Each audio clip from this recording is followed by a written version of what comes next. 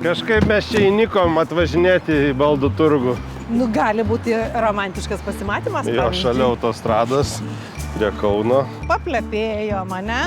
Įtinki. Padiskutavom, pasiginčijom. Patylėjom. Žiūrėk, ir Jeigu atvažiavom. kažką išsirinksim, tai ką? Tu kvieti mane pietų? Romantiškų? Romantiškų. Į degalinę? Ne į degalinę. Kebabų? Ne kebabų. O kur? Aš sugalvosiu, kur. Prasideda.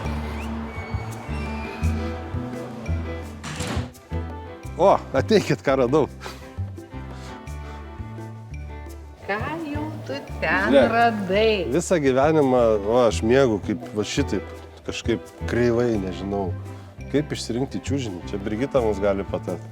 Pirmiausia, renkantis čiužinį, tai turėtumėte atsižvelgti į pagrindinį kriterijų, tai savo svorį ir ūgį. Čiužiniai gali būti sudaryti iš skirtingų komponentų. Kviečiu pasižiūrėti, mes čia turime gan platų pasirinkimą.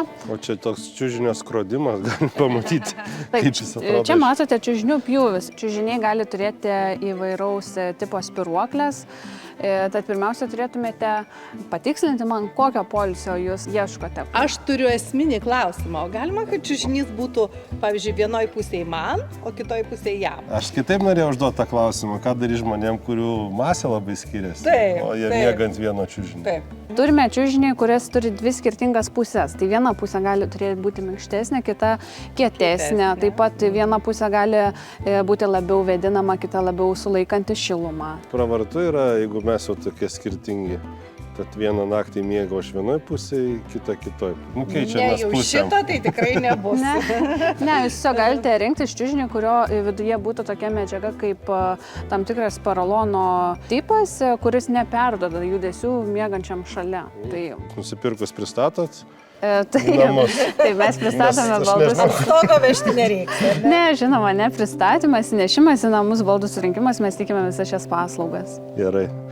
Nereiks ant stogo Aš jau vežti. kaip tik šitą pažiūrėjau, jisai man labai patinka, nes kietas. Kuo jis tau patinka? Nu, man sakau, va, toksai, žinok, va, kietas. Čiužiniai čiužiniais, bet nedėsi kito čiužinio ant žemės. Tai vis tiek jam lovos reikia kažkokios. Tai kuo lovos dabar ypatingos?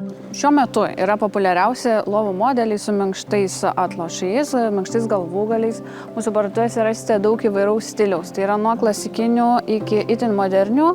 Platus audinių pasirinkimas. Dauguma lovų turi erdvės patalynės dėžes. Leiskit parodysiu, kaip lengvai liftinio pakėlėjo pagalba pakeliame patalynės dėžę, kurioje tikrai gan daug vietos kažkokiems daiktams pasidėjimui. Lovas yra itin kokybiškos dėl savo metalinio rėmo, klijuoto medžio lamelių, tikrai ilgaamžės.